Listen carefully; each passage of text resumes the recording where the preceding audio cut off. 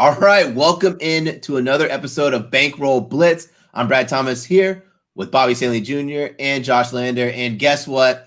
Of course, we cashed the most sweat-free touchdown parlay. We also gave away $400. So this is me inviting you, if you're watching this on YouTube, if you're watching this on Twitch, or if you are listening in podcast form, go onto our Twitter page at Bankroll Blitz. Find the episode, like, retweet, and follow us for your chance to win however much money is in our touchdown parlay for this week. Bobby, I'm going to kick it to you, man. What were your biggest takeaways from week one? Books are weak in week one, no pun intended. I mean, we got Calvin Ridley, 57.5 receiving yards. He blew that out of the water. Elijah Moore went over on 30.5. Tutu Atwell went way over on 30.5. We didn't even get the option to bet his alt line of 100 plus. Books wouldn't give it to us. So the week one, new players in new situations or in new roles, the books are weak. They don't really know how to grade these. So if you have a good feel early on in the season, you can make a lot of money. Same, man. That's what we were talking about last week, right? Is this is some good advantage time. There's actual value here with nobody knowing anything. That evens the playing field a ton. And if you feel like you have some pretty good information, I think we did have some pretty good information on who we were targeting last week. My takeaway was J.K. Dobbins going to J.K. Dobbins. God love him. He's so good when he's on the field. Just can't stay on it, man. Going to miss him big time on the Ravens. But maybe there's some other guys to target now. That was just one thing that just stuck in my memory from week one so much. It was like, he's back. And then he's gone again, man. It was tough. No, dude, absolutely brutal. I cashed 2 season-long unders with Achilles injuries. It's something you don't wish for. Outside of those, I pretty much got steamboated. Like I got kind of crushed. Props were pretty good, but sides and totals were not. I think my biggest takeaway is it's hard to put stock in what happens in the preseason. It's hard to fully trust teams. We had a lot of the top teams look pretty rough. A lot of that happens without teams playing. But without further ado, let's bring in the man, the myth, the legend, PropBomb. If you guys want to subscribe to his Discord, it's wap.com/PropBomb. Thanks for joining us, dude. What are your first week one takeaways? Yeah, I thought week one was really great. I was really super impressed by the Cleveland Browns and that whole defense with Jim Schwartz. I mean, that Jets game, I mean, so many eyes watching, and Aaron Rodgers getting out in the 4 snaps. Yeah. I mean, that's just crushing. But other than that, it was a great week on my end, and I'm looking to build off of week 2 and what's to come. Yeah, absolutely love it. I will say that once Aaron Rodgers went down, I actually was pretty much saying that our bet is toast. Like I was like, of course, I picked the wide receiver whose quarterback goes down, and somehow he finds the end zone with one of the best catches that I've seen. And I might say that is because he literally Garrett Wilson literally made sure the defender did not intercept that and pass it to himself. Hopefully, they don't go after another starting quarterback, and it gives Zach Wilson some confidence because he can make the throws when he's on. It's just when he's off, that's really becomes the weak point of his game. But let's get into some plays of the week. I'm going to kick this one off with Ravens at Bengals. I'm going to take Justin Tucker over 1.5 made field goals plus 114. So Justin Tucker pretty much had an insane hit rate at this number last year. He missed this number 5 times last season. And in those games, he had the opportunities except for the first 3 games. One of them was weather. The only reason this number is plus money is because there's supposed to be a 40% chance of rain at 1. If you're looking at the hourly, though, it does kind of end by about 1:30. And the Bengals allowed somewhere near it was like their 4th most field goals per game. So it's a good play on the number. It's not every day you're going to get Justin Tucker at plus money for 2 field goals with J.K. Dobbins out for the Ravens as well. We might see a step back when they get into the red zone. They still have their own kinks to work out with Todd Monken to kind of figuring out his personnel and how he's going to implement his system on that team. So that's Justin Tucker over 1.5 made field goals. I love that, dude. We're starting out the show with field goals. I do think Andrews is expected to play this week, which I know is a big red zone target for Lamar Jackson. He definitely missed him last week, but no, I mean, plus money odds on Tucker is always a good time. Yeah, I tried this last week because you could get it at this number as well. It actually didn't hit, which was funny. No, yeah, I think he only attempted one field goal, right? Yeah. Yeah, betting on the best kicker in the NFL is normally a good thing. So, yeah, I think last year, when I played him, I think I played him 3 times last season, and the best price I had was like minus 125. Yeah, you're getting this at plus odds. I mean, yeah, it's hard to pass down.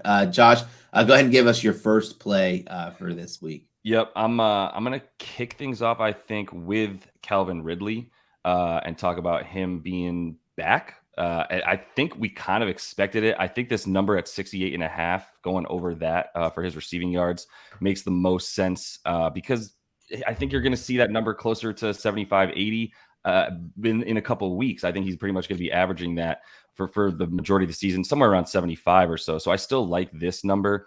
Look, they're playing the Chiefs. I actually am a little bit higher on this than I think some people might be. I'm not like, I mean, once you get Chris Jones back, they didn't even have their best defensive player last year, one of their top 3 players on the team. So with him back, and Kelsey does seem like he could play this week. If he plays, I mean, the Jags are going to have to be putting up points. I think even if he doesn't play, the Jags are going to be having to put up points. I think that defense is as bad as we probably all think it is, which means points going up and throws that are going to need to be made for the majority of the game by Mr. Trevor Lawrence as well. So the 68.5 for him, we just saw the 101, right? We saw the most targets on the team. He's going to consistently be the top target on the team. Hopefully you didn't draft Christian Kirk too high in your fantasy drafts because he's not going to be seeing those targets the way that Calvin Ridley is going to be a wide receiver 1 at this point. I'm interested to see how the weather is going to affect this game. I don't know if it's going to be, this is the hardest weather for me to project because I don't know if it's going to be like one of those just misty rains that doesn't affect passing, or it becomes one of those kind of downpours. The weather in that part of the central-ish Florida area is going to be tricky this week. But if I were to tease a total, it'd be from this game. I don't like teasing totals, but I could make a total case for it. To get it up or down? To get it down. Yeah, I think it's 51 and a half. I think it was what it was hovering around. I think it's still around that. Josh Ridley, you nailed it. I mean, this guy hit every ladder we put out there except for the 125. Career average 73 yards as a starter. Anything under 72 and a half, it's an automatic play for me. I don't care who they're playing. I don't care where they're playing. I don't care. I mean, Blizzard with the exception. I'm playing Calvin Ridley if it's under 72 and a half yards, and I'm probably going to alt line him as much as I possibly can. He's a top 10 wide receiver in the NFL, and Trevor Lawrence, to me, is ascending. So awesome find on Ridley. He's our guy. Yeah. There will be a Calvin Ridley jersey in my office by the end of the season. Oh, yeah. So, Josh, for me, Calvin Ridley was also a week 1 play of mine. I was really happy with the involvement he had. It looks like Christian Kirk is going to be just regulated to the slot duties here, and they're going to be running 2 wide receiver sets with Zay Jones and Calvin Ridley. And honestly, he's just a rare exception of a player that takes a year of absence, and he's right where he left off. So, I mean, I think that's an excellent find. And anything under 70, as what Bobby said, it's a fire for me. And I mean, quick one. I mean, he's been following what's been going on in the NFL even while he wasn't playing, so you could get the best number that he could play against the Bucs and all that too. So just and dude, listen, I'm gonna eat cake if this man wins offensive player of the year because I told someone they're out of their mind for playing that number. You obviously know there's like another guy that's like taking his bets for him. Like oh yeah, he's definitely still betting. Like he's just doing it through someone else. Not calvinridley@gmail.com is his account name.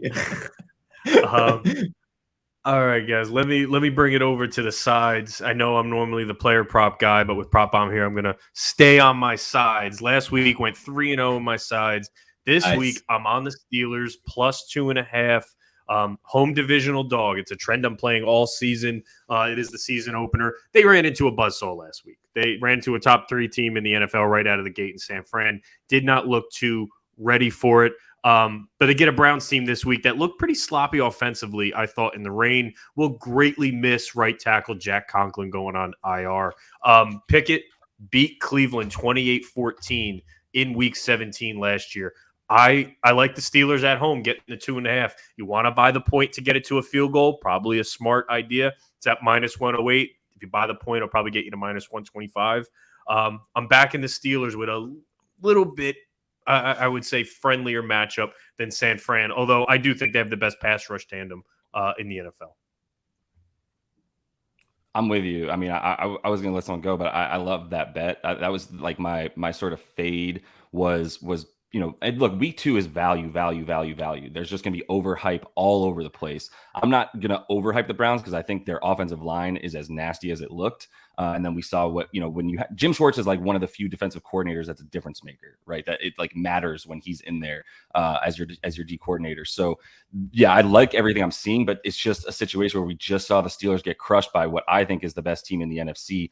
You can make the case for the Eagles. I'm not going to argue to the death about that, but I just love the 49ers schedule and what they're going to do in the regular season, et cetera. So I'm not worried about the fact that Kenny Pickett looked like that against that 49ers defense. I think he might not have quite the same success, but at the end of the day, Deshaun Watson is not a quarterback I'm just going to back laying points on the road at this point right now. I can't do it.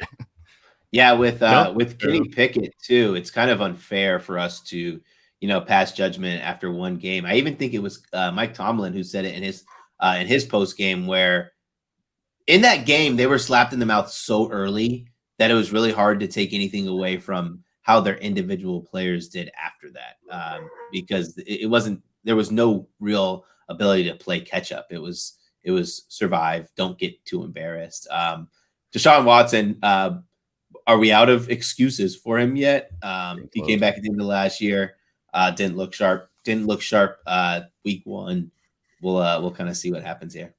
Yeah, I think for me also with the Steelers is you kind of have to put an urgency factor here with them. I mean, this is their second home game for the season, and they're not going to be back until week 5, I think, in October. So they're gonna have to like split here. They can't go 0-2 in home games, Yeah.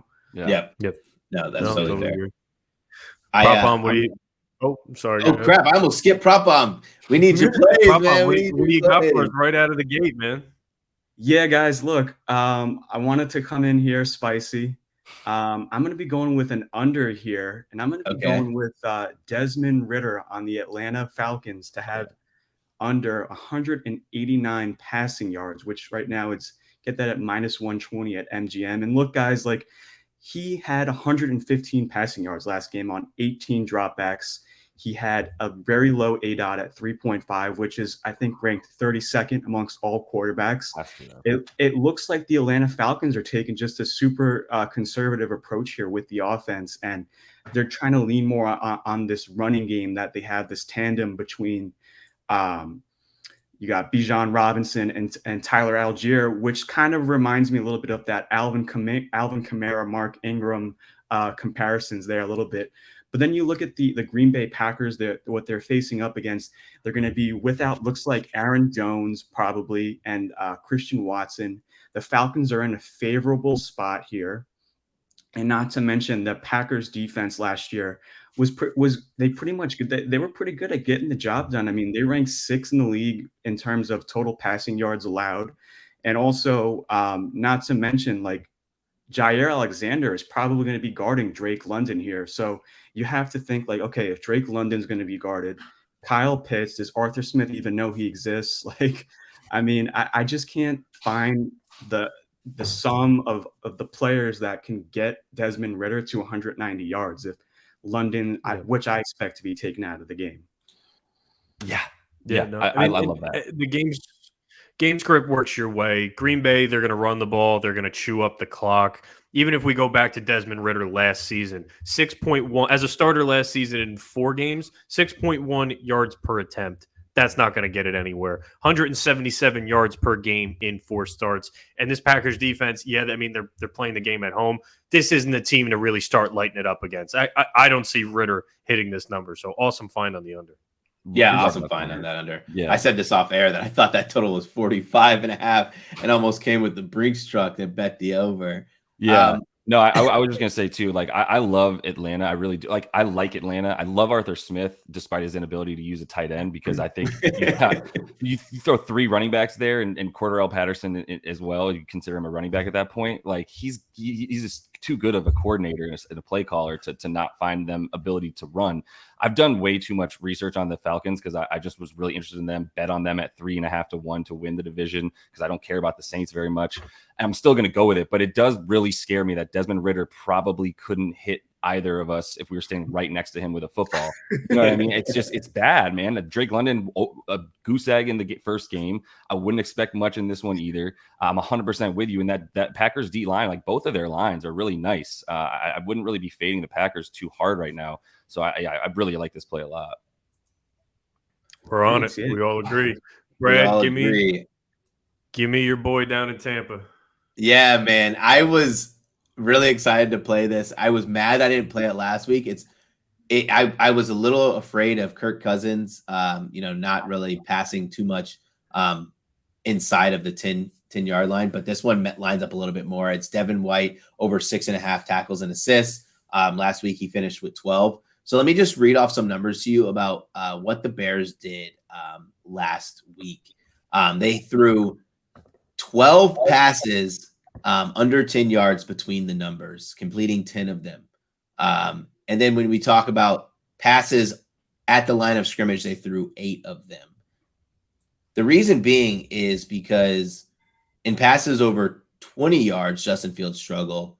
Passes over 10 yards, Justin Fields struggle. They want to keep everything kind of in his comfort level. That just eats up opportunities for Devin White to get tackles here. What's funny too about Justin Fields is you saw his numbers kind of go up from about a 60% completion percentage to from a 64% completion percentage to an 81% completion percentage when they were blitzing, when teams were blitzing. And the Buccaneers aren't going to blitz a lot because they're getting enough pressure with their pass rush, which means that that leaves Devin White to be the free backer in the middle to kind of clean up a lot of those tackles. He did get a lot too on run stopping. Bucs run defense still looks pretty solid. So I like this number a lot. I don't think we're going to see these 6.5s often this season. I think we're going to start seeing those 7.5s, but while it's still at this number, I'm going to play it. First, I want to talk about the game itself too.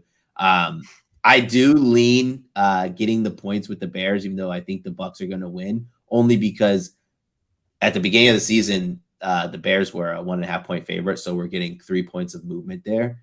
Personally, I'm not going to take it. I'm going to, just hope that we win. I'm going to also hope that I score free tickets because I'm going to be in Tampa. So any thoughts on that? I wouldn't be excited to go to a Bears-Bucs game, but maybe. No, I mean, Baker, I don't know if you saw the information that came out last week of Baker. He rolled into the locker room at halftime. And he pretty much said, I know their play calls. I know when they go to this, we can go to this. When they go to cover 3, we go to this. Everyone in the locker room was like, oh shit, this isn't the guy that we thought he was. Then he's lowering his shoulder. He's trucking guys, telling him to get your weight up. Is this a resurgence for Baker Mayfield? I don't know.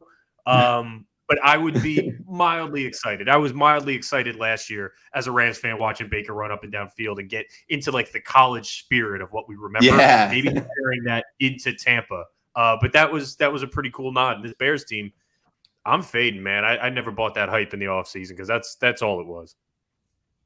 No, I think for the Bears, man, I think this just sets up for a disappointment. I'm really not sold at all on the Bears, on Justin Fields at all. I mean, my friend group could say I'm just not a Justin Fields believer.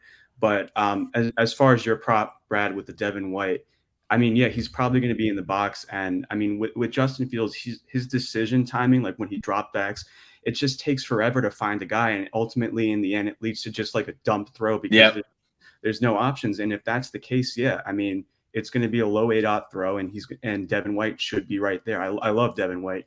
He would I did an IDP league like 2 years ago, and I remember when he was a rookie, going all over him. So yeah, I mean, it makes sense totally logic wise. Josh? Yeah, nothing to add, man. I mean, you've got a team that's going to be running the ball the whole time. Like, I forgot to mention the weather too. Yeah. Tampa Bay weather is going to be absolutely Yeah, brutal. Yeah, for sure. Yeah. It's going to be brutal. So. Hurricane time, man. Yeah, it's Hurricane what it's season gonna be. impacting weeks 1 and 2 of the NFL. Who knew that would be a Who trend? knew, right? But Josh, you got a side in a divisional matchup that you seem pretty high on, and it's at that magic 3 number that everybody loves. Do you buy the point? Do you not buy the point? How do you feel about the Bengals? I you know, when I saw it at 3, I think it's going up. I think it's 3.5 in a lot of places at this point. And if you want the Steelers at plus 3.5, you can not the Steelers. Sorry, if you want to, sorry, it's Ravens. Oh, right? sorry. Yeah. If you wanted to take, wow, I just had a total brain fart. If you want to have take the Ravens at plus 3.5, you could.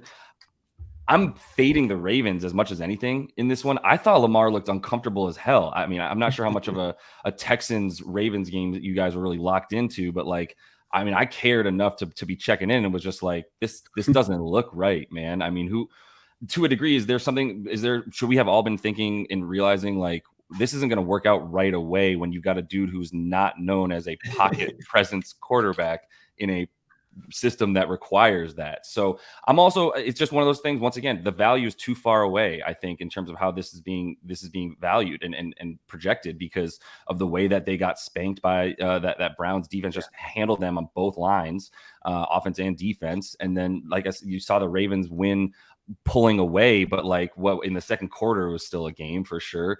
For some of the third quarter, it wasn't a really impressive performance. And I think that defense is going to continue to get carved up. Like I think once Joey Burrow is looking at a much different defense than the one that he just faced, Marlon Humphrey might be out as well, by the way, in that one. That would be a pretty big blow. So there's going to be a lot of opportunity. I don't think T. Higgins is going to go without a reception in this one like he had after like 7 targets and no receptions last game. Jamar Chase got limited. I think it's going to be a bit of an explosion where they're just going to be pissed that they just got owned in the division, and they're going to come back with some ferocity to a different opponent. Yeah, there's something to be said for week 1 losers playing their next game at home. Their numbers against the spread are pretty good. This was a tough game for me to handicap from a side or total perspective, so I'm going to put full faith in you and just tail this one. I'm gonna say here for the Bengals. I mean, did we really think that Joe Burrow was going to be 100%? I know he said he was good. I mean, he had that preseason injury, and I mean, like the weather definitely, I would say, impacted that aerial attack, especially coming back at home. You have to think with the crowd behind him. If I'm mistaken, this is their first home game, so. It makes sense. I think what you said, it's kind of an inflated line on the Ravens end just because it was like a blowout, you know? Yep. Mm-hmm. Yep. And he won't have Myles Garrett or Zadarius Smith breathing down his neck all game. So I do think it's going to be a better showing from Cincinnati. So love it at the 3.5. Maybe you tread a little lightly, but Cincinnati should have a way better showing than they did in week 1. I am sticking on sides again, and I'm putting my Bill Belichick hoodie on. Now it makes sense. I look like E.T. Shout out to the aliens in Mexico. New England +3 Sunday Night Football. I think the Patriots are a good team. They played Philly really well in week 1, which is top 2 in the NFC.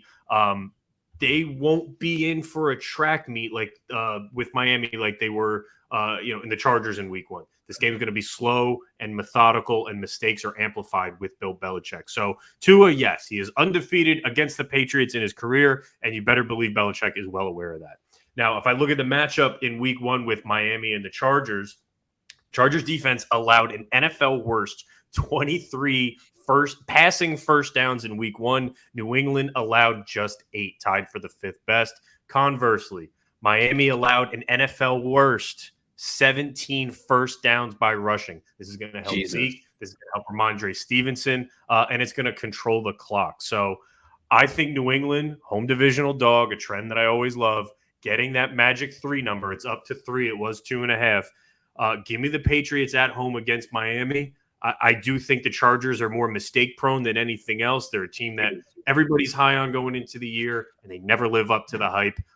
This year, I actually think New England is going to be, especially now with the Jets and Zach Wilson, I think they could squeak in as a wild card team. Give me them getting the points at home. Yeah, I'll jump in here. I was going to tease the Patriots. That was one of the legs I was thinking about.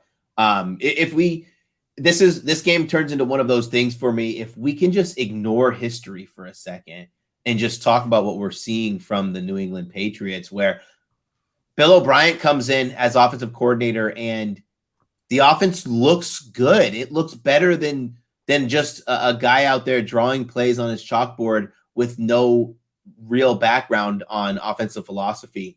They're definitely going to have to get a little bit better at run blocking here, I would say. They ran the ball effectively, but how much stock do I put into how well their offensive line held up against that Eagles defensive line? So I think I can kind of ignore that as well. Miami Dolphins, you said it, Miami Dolphins run defense is going to be bad all year. I like this. I don't know if I like if I'm going to bet it, but I like the trajectory of the Patriots bringing in Billy O.B.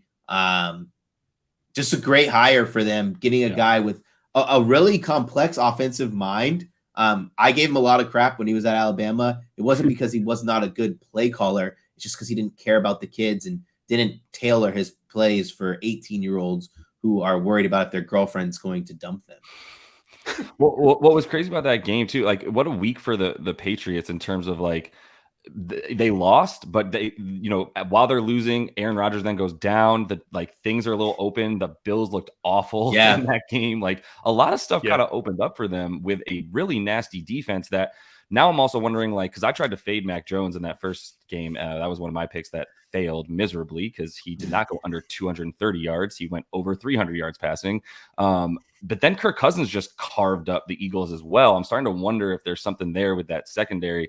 Darius Slay not looking quite the same. So either way, though, this Miami defense is not better than that defense was. If Mac Jones is going to look legit like that, I wouldn't. Let me put it this way: I'm not fading him anymore. If anything, I would feel good about over 234.5 in this one because that they're going to be throwing on first down, like you just mentioned, right, Bobby, with Miami. So this is going to keep being high flying, I'm pretty sure.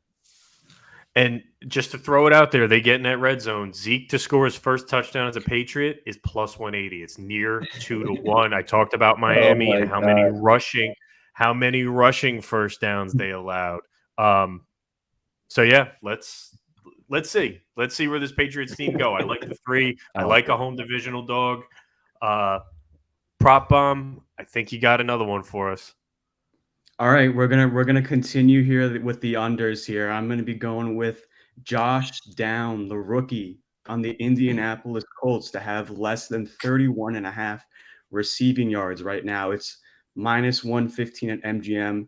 At my Discord yesterday, I put that out. So what I'm seeing about Josh Downs here is that he's pretty much operating as the wide receiver 3.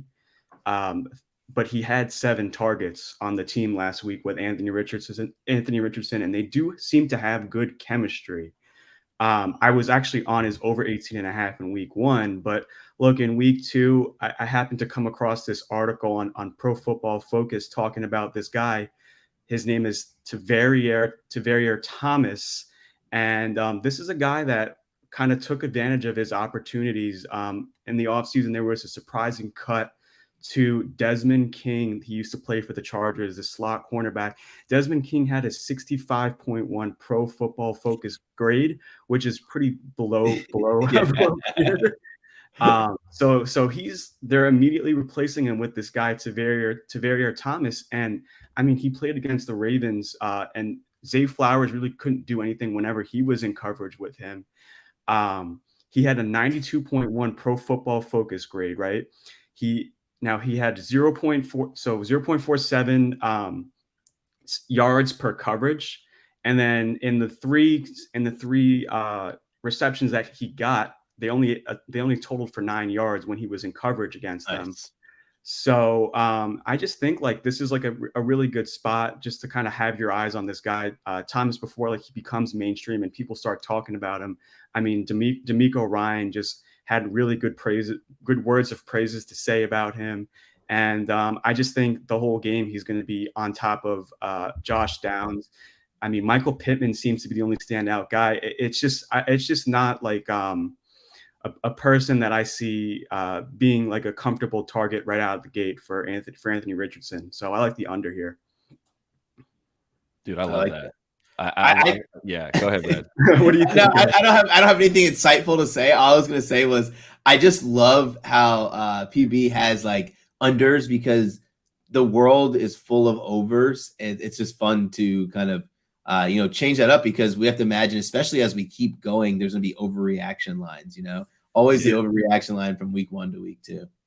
Yeah, no, and I'm like where you're going with this because when you look at these types of matchups and you look at the Colts, like I do like them in this game, but outside of Pittman, like you said, if you're a rookie quarterback, like you're not able to necessarily find guys that don't get enough separation. And if dude is keeping guys to less than a yard expected outcome, right, per target and all that, and then you also got the idea of him being so tight to guys that he's only giving up 9 yards and 3 receptions. Sounds like he's not scared. He's going to get a guy that sounds like he's better than already in down. So I love the ability to find that kind of stuff, man. I'm nerding out really is what we're doing here. Hard. I appreciate that. Yeah. We know the smart monies are always on the unders, but we're degenerates and we look for alt lines and overs, and that's why we bring in PropBomb because he's one of the smart ones. Yeah, absolutely. Brad, let me on your pick.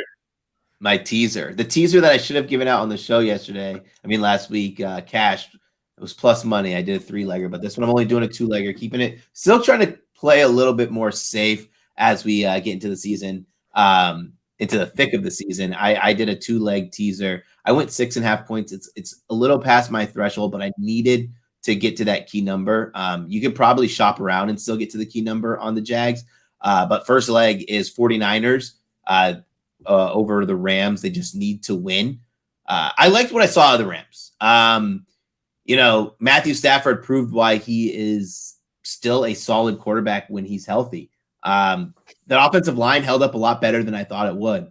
But then again, I also didn't like what I saw from Seattle. It was not a lot of pressure, not great in coverage.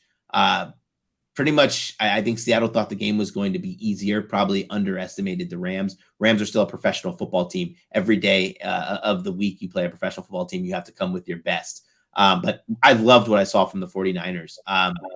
49ers, still were able to get that pass rush. I'm excited to see if they're going to be able to test the offensive line for the Rams. I think this is going to be one where they get a lot of pressure on the quarterback. What was really impressive about that 49ers team was Brock Purdy, Mr. Irrelevant. I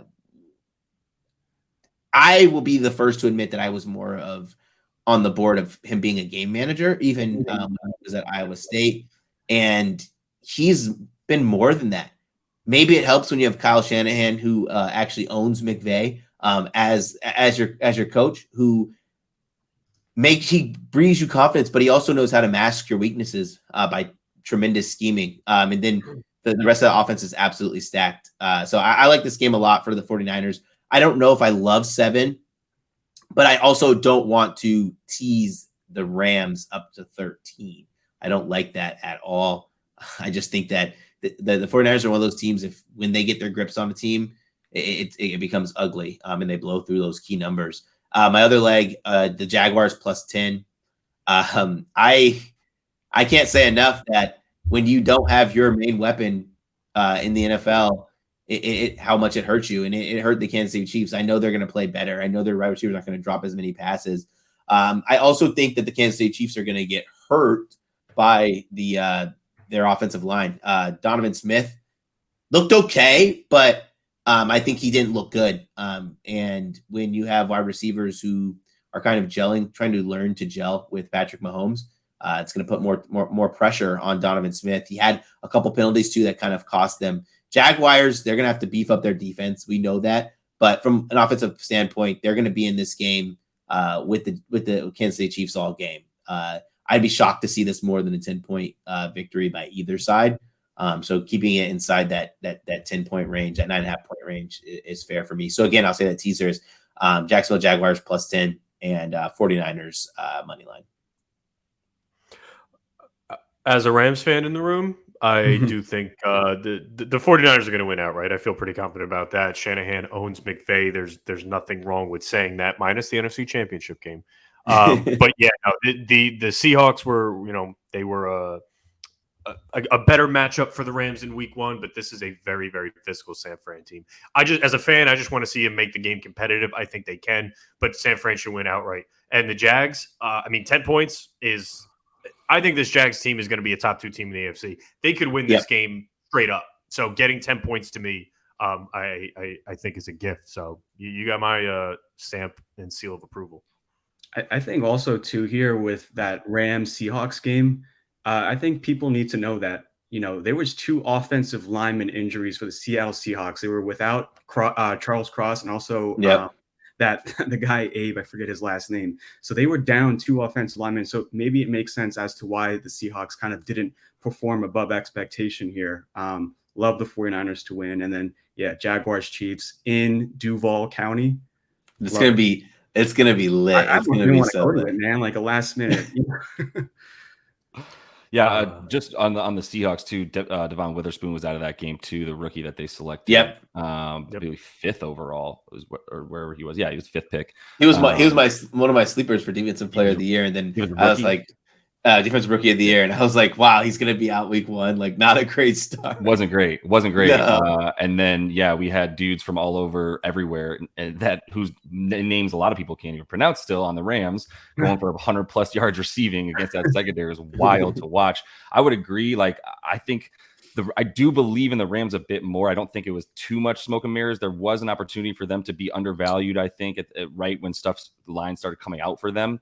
But man, I am so high on this 49ers team. You're never going to get an argument from me that they're going to win a game in division as well. So I might as well just segue to my picks. Go ahead, dude. Because Deebo Samuel is someone that I considered for the touchdown prop. But when his receiving yards prop was at 45.5, I was like, man, I'm going over. I like to be like what you're doing here, PropBomb, where you're smartly taking unders that you're finding because everyone wants to bloat these lines. Like, I usually like to be that sort of curmudgeon as well because it's smart. But man, there's just early on in the season right now, I'm just finding guys being undervalued. And Deebo, after one game where we all just watched Brandon Ayuk be the second coming of Terrell Owens in that game. Part of that reasoning was Deebo's dragging safeties and linebackers with him wherever the hell he goes. But now Brandon Ayuk is back in the limelight. And one of the beautiful / awful things about trying to bet on a team that Kyle Shanahan is coaching is you actually don't know if it's going to be Kyle Juszczyk catching a touchdown this week or if it's going to be, another couple Ayuks. Like, he can go all over the place and he loves to. But Deebo is a guy that's getting undervalued at 45.5 right now. And I'll just sort of end my spiel by reading off some of his numbers against the Rams, who he loves to play. 7 games in his career versus them for 39 catches, 555 yards receiving in those 7 games. He's also got 20 carries for 106 yards. And he's got 6 total touchdowns in those 7 games as well. So the touchdowns felt right. But I mean, if you want to go with the receiving 45.5, that's my preference, since you can still get it minus 118. Hit this line in 5 of 7 against the Rams for his career. As a Rams fan, he has destroyed us. This is a line I consider taking, even just because Shanahan, he's not going to have the same game plan week to week, especially against the Sean McVay. So Ayuk last week, maybe it's Kittle this week, maybe it's Deebo. I'm personally on Christian McCaffrey. But for someone that's hit this line, I wouldn't say 65% of time in 7 games. It's not a small sample size. It's a decent sample size. Deebo owns the Rams, and they have a history together. This, as a Rams fan, this is a good play. I'm backing it. I'm fading my team hard, essentially. Hedge your emotions. Yeah, I just like the yards after the yak potential here for Deebo Samuels, and just with how bad that the Rams tackling is going to be this season. I mean, Bobby was telling me this off camera. They're without Bobby Wagner. They're without Sean Robinson, I believe. This team is going to be giving up big plays after big plays. I'm not high on their defense at all. And Deebo Samuels, Ayuk last week, Samuel's this week. I'm in. Yep. No, it is the trend. I have a play that everyone's gonna wince at, but it's my first player prop. Oh, he's okay. Zach Wilson. Oh, I'm sorry. Yeah, Zach Wilson of the New York Jets. Ooh. Zach attack. Over 12.5 rushing yards at plus. Oh, we're off. That's better. You know what? It started out bad when you said Zach Wilson. It got better when you switched it to rushing yards. Zach Wilson over 12.5 rushing yards at plus 105. He's averaged 4.8 yards per carry for his career. Not nothing to wince at. Dallas has one of the best pass rushes in the NFL. Obviously, they got to Daniel Jones last week. The Jets' offensive line is the reason that we're watching Zach Wilson. Jones last week, 13 rush attempts for 43 yards. So obviously some of those were some design plays by Brian Daboll. That's kind of their offense. But if I'm the Jets and I'm Nathaniel Hackett and I'm moving forward with Zach Wilson, I'm going to have to game plan around his strengths. He's not going to sit in the pocket and pick you apart.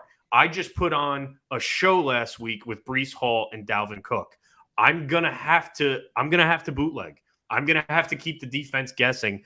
I think Zach Wilson is going to see anywhere to 5 to 6 carries, and at 4.8 yards per carry for his career, this 12.5 at plus money, I think is good value.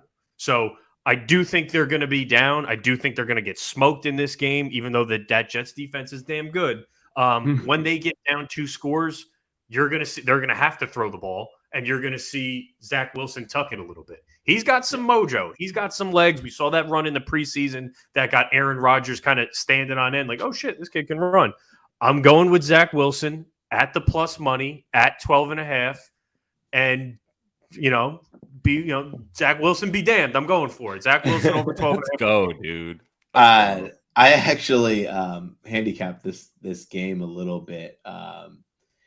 Cowboys last year allowed 19.2 rush yards for the quarterback, 4 QB scrambles per game. So It's basically the pass rush with the back end being so strong. So that's a funny one. I not that I was going to bet it. That's just funny to think about. Yeah, he's gonna be uncomfortable every single minute in this game. Yeah. Many scramble opportunities. You're just going to see him looking to scramble after a certain point in time. I mean, dude, funny. Like if you watch any of that Giants game, granted, it was nasty out. The Giants offensive line is probably maybe a little worse than the Jets. They're both bad.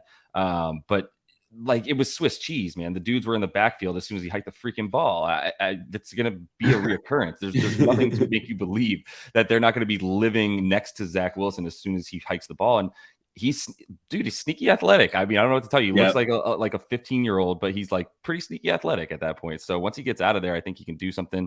Yeah, 5 to 6 rushes sounds pretty right, dude. So I would agree with it. He's got a 91-yard rushing game in his career. He's got a 33, a 26, 3 24s, a 19, and a 15. And it's a small sample size for him as a starter. That's 20 games. So say he's went over this in 8 of 20 games. But this is a new offensive coordinator. This is a team that is designed to win now. They need to pick up first downs. And I don't know if he's going to sit there and just be slinging from the pocket. So I'm expecting Nathaniel Hackett to get a little bit creative. And they're going to they didn't have a game plan last week for Zach Wilson, obviously. How could you? Aaron Rodgers goes down 4 plays in. That's going to change this week. So what if you see some more RPOs this week? That would be what you need to keep that defensive line on its heels a little bit more. Maybe you see some of that from Zach Emmett Smith Wilson. I don't know if you're going to see many RPOs. I don't think they're built for a lot of RPOs, especially on the offensive line. But for Bobby's sake, I hope that kind of happens. PropBomb, give us your next play, man. I like the plus money. PropBomb, bring us home. I think you got a touchdown score you want to talk about? No, actually, let's do one player prop before that, and then we'll do a touchdown. All right. So, guys, I think this is a good transition because we just talked about the Jets here and Zach Wilson. We're going to go with James Cook to have over 50.5 receiving yards. I gave this out on my Discord 2 days ago. It was at 47.5. I still have it at 50.5. And I mean, how did the Bills lose this game against the Jets? I mean, this is going to be one of their most regrettable losses of the season, but I don't think that James Cook was the reason why they lost here. And I was actually really encouraged by his usage on the team. He had 16 total touches And then, you got Damian Harris and Latavius Murray, who had 3 touches each. So that's like a pretty good gap, just to kind of show you that James Cook is in for a big role his second year on the team.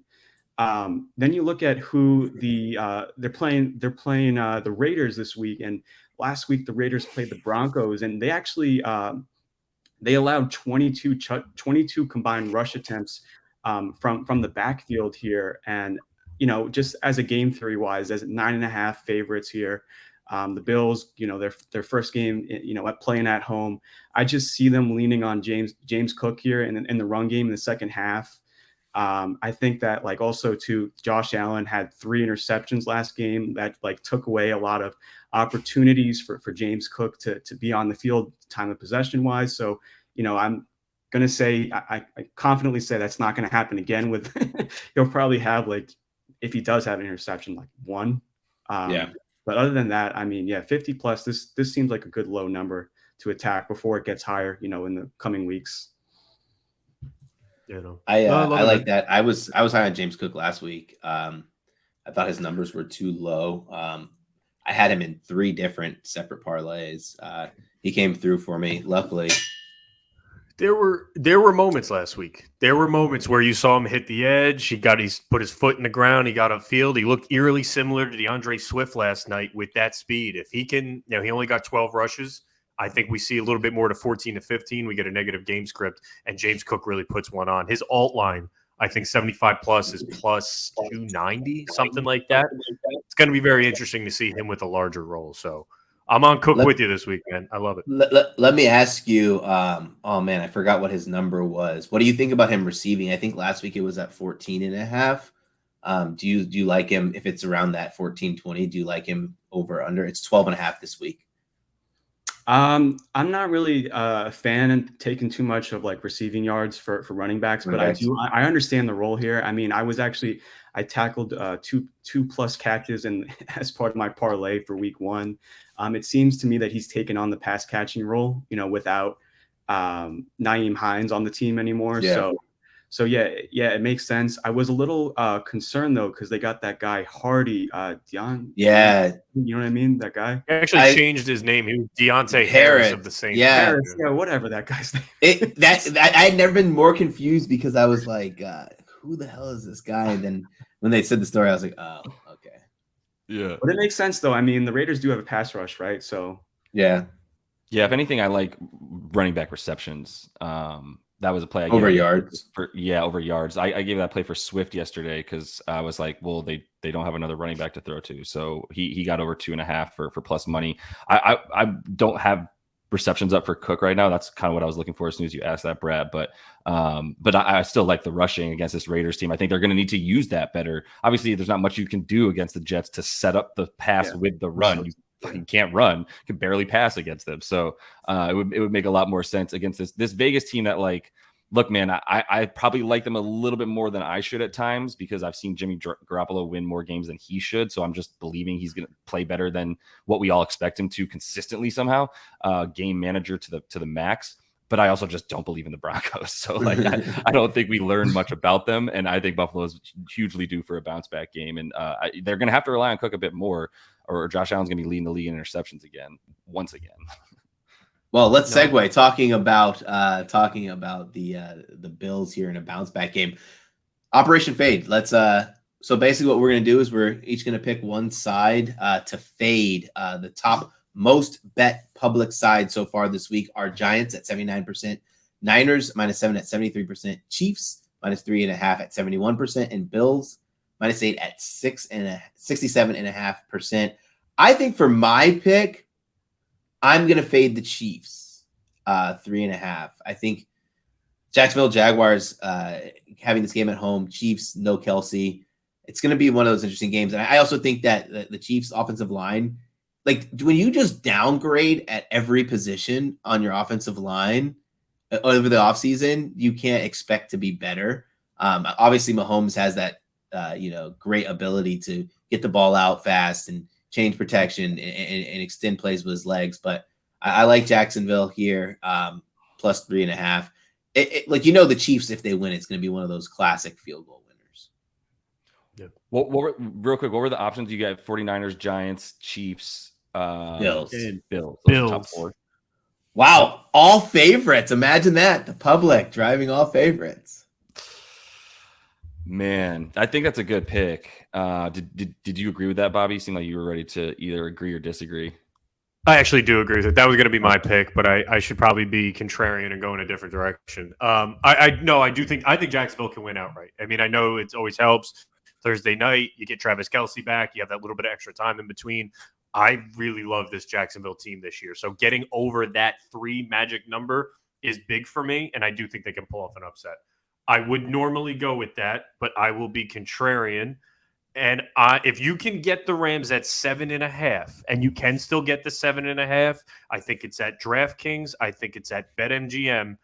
I would take the home divisional dog again, plus 7.5 in the Rams. They're not going to win the game. I do not think they're going to win the game. I do think they can keep it within a touchdown, and that half a point matters. So if you can get the Rams with that 7.5 and not the 7 number, I think it could be. I think it could be a little bit more competitive. McVay's doing different stuff this year. Normally, he does that outside zone scheme. Then the running back gets one cut and goes upfield. He picks his hole. Last week, he was running between the tackles for the first time I've seen in 6 years. He's doing something different, playing like he's got nothing to lose. The president, the GM of the team said, you know what, this is going to be a break year of our spending. They were throwing in the towel, and McVay's not. So get me over a touchdown, and I do think it's a decent play there. PropBomb, I'm interested what you think about that. No, because he's a Rams fan. It's tough to talk about it. I was telling this before the show started. I actually happened to lean the under team total on the Rams here, which leads me to actually like the San Francisco to cover the spread. I also think too, you got to pay attention to the injury news that's been popping up. I mean, last night, I believe it was during the Thursday night football game, Puka Nacua. Was on the injury report here. And what happens if they lose him, Yeah. Wow. So, only day of the week that matters is Friday. We'll check the Friday report. True, but you have to be a little scared that on a Thursday he pops up on the injury report. It wasn't like he's not old enough to rest. He didn't get a DMP because he's resting. It's an oblique injury. That's a shot in the side, and you're good to go. Yeah, there you go. Josh, what was yours, man? Oh man, so for all 4 of these teams, it's a little bit of an emotional hedge hedging my happiness here with the Gigantes, with my Giants, who. Oh man, I don't believe in them. I do. I mean, it's gonna be one of those games we look back on, and I think okay, the Cowboys are better, but the Giants weren't that bad. Still, the Giants are, to me, the Commanders. And the Commanders couldn't put them away, put the Cardinals away. I'm just not so ready to fade a team and back the Giants nearly 5 points. I'm kind of off them, dude. At this point, they're really gonna have to show it to me, because I was already ready to just be off of them before the season started. I think they just had too many things bounce the right way for them last year, and just not going to be the case this year. If they can't block, look, there's no strength to this Arizona Cardinals team. I suppose if I had to say it anywhere, it's the defense is at least an NFL defense in some places. They've got enough guys in the defensive backfield that they still haven't gotten rid of. Maybe Budda Baker's not there by the end of the season, but he is still there. So I'm still going to feel better about the Cardinals being able to cover than the Giants being able to cover, honestly. Yeah, look, low key, I actually kind of like the Cardinals. Everyone is talking about, okay, tank for Caleb Williams, but I kind of like what Jonathan Gannon is bringing into the culture here. I mean, they got Zaven Collins and Kaiser White, Budda Baker. I mean, they have a pretty good defensive identity. At the end of the day, it's just the offense that kind of takes them down here. But I think that they're kind of being slept on a little bit, and they should be. Everyone is just down on them, Yeah, it's a funny situation how NFL bets spreads work, right? The Giants underwhelmed and the Cardinals impressed in week 1, and now we have a 4-point line. Probably, I'd say fair price was closer to 3.5. Exactly, which leaves me off of it. You're don't have enough value for convincing me, Brad. Like, you are convincing me as you're talking, as I'm saying. I'm like, look, man, like this. If it is opened and if the Giants didn't lose 40 to fucking nothing, this opens closer to 7, right? Like, Yes. it's just what it is. So there is some value on the Giants, and maybe I just needed to like get some catharsis out and like vent about how bad they are, because that's really all I was able to do there. Yeah, I'm normally the line movement guy, and I have every line move memorized. I don't have this one, so I would imagine. I mean, I could pull it up in like 30 seconds. I really want to know. Yeah, 6 points. I knew it was a drastic line move. Not 6 points, 5 points, but it dropped as low as down to 6 points, because I thought just based off what we saw, fair line value was 3.5. Which makes sense of why it got to 3, and then now it's being bought back up. So if you want that one, I feel like you got to buy it at 4. Don't wait any longer till it gets to 4.5. But yeah, and I'm sorry to like kind of say this, but I just think this Cardinals team is. It's easy to say as fans that a team is just going to tank for someone. It's hard for you if you're trying to build the appropriate culture and you have guys who are fighting for contract with Buda Baker to just kind of throw in the towel. You just can't teach that mentality. But I don't want to get on my soapbox for too long. Let's get into our touchdown parlay, and then we can get you guys out of here. Last week, again, we gave away money. We gave away $400. All you had to do was retweet, like, and follow Bankroll Blitz. That's at Bankroll Blitz. I'll go with my leg first. Stephon Diggs. Now I'm forgetting who they played. The Raiders. Raiders last season were atrocious, covering the outsides. Gave up 0.8 touchdowns per game to wide receivers. We know Stephon Diggs is going to be kind of in this game after the reporter was kind of mean to him or talked nasty about him. Basically said he's selfish and will tell you F you right to his face. That's one of those kind of things where the wide receivers, they remember that. Josh Allen's going to give him the ball, and he's going to go off. No arguments. I'm with you. And I mean, it's one of the. I think it's the. I don't know what to call it, the worst odds, but I think it's the only negative odds one in this, and it's for good reason. They're 8-point favorites. They're back home. I'm on it. I dig Diggs. Let me go over to Jamar Chase. I got it at plus 105. It's still at even money. I take a look at Chase. I think he scored 2 in 4 games against the Baltimore Ravens. Those conditions in week 1 were not ideal. Like I said, best pass rush tandem in the league for Joe Burrow. He never got comfortable. He never got in rhythm. Jamar Chase is eating a little bit of crow, saying they got beat by elves. I do think same thing with Diggs. A little bit of off the field stuff and still a little bit of on field motivation. Give me Chase to get his first tutty of the year. Yeah, I'm with that. Like I said, I love Cincinnati. I think they're going to do some scoring early. They're just like itching to get in the end zone. They don't have a touchdown yet this season. Expected to be one of the best offenses in the league. So I'm going to take a guy from the team that whooped them last week from the Browns. Go back to Chubb. Chubb still plus 120 to get a tutty. That feels wrong to me. I think it should definitely be like plus 110, plus 105. He had 2 against them last year. One was receiving, one was rushing. He likes playing this Pittsburgh team for sure. Plenty, 6.9 yards per rush against them a couple seasons ago. Look, I think CMC, Christian McCaffrey running all over them last week was for real. Like, there was a really good reason for that. He still had over 4 yards to carry, even outside of that 65-yard run that he had for the long score for Christian McCaffrey. For this one for Chubb, like, I also just think this Browns offensive line is for real. He had 3.8 yards per carry before anybody touched him. That's what he averaged on every single carry before he was even touched, was nearly 4 yards that he was running before a defender even touched him. He only had 2 broken tackles last week because he didn't really need to break tackles too much. He was just wide open when he got out there. So I'm continuing to ride a dude who, he's got 5.3 yards per carry for his career. This is the best offensive line he's ever ran behind. He had 5.9 last week. It might hover around 6 for a while with how good this O-line is. Yeah, I like it. Yeah, I like it. I mean, I don't think we see Kareem Hunt come in and vulture. Yeah. One guarantee. PropBomb, who's your leg? I think it's a roll tide guy. Yeah, so I'm going to close out this touchdown parlay by going with Jahmyr Gibbs, the rookie for the Detroit Lions. Last year, the The Seattle Seahawks allowed the 6th most rushing touchdowns against running backs, and they also allowed 3 touchdowns to the Rams running backs last week, in Akers and Kyron Williams, right? And this is going to be his first game in the Dome in Detroit. I'm hearing all the great buzz coming out from Dan Campbell saying they want to get him more touches. They're not going to play after this in the next 10 more days. He was so close of getting one last week. So close. If he didn't slip. And also, too, like you alluded it to earlier, I mean, they're getting that number 5 pick. The Seahawks are getting Witherspoon back, as well as they have Tariq Woolen here. So their cornerbacks are pretty good. So I think end zone wise, it's going to come, through a running back touch here. So I like it at plus 140 odds here, and in the touchdown parlay.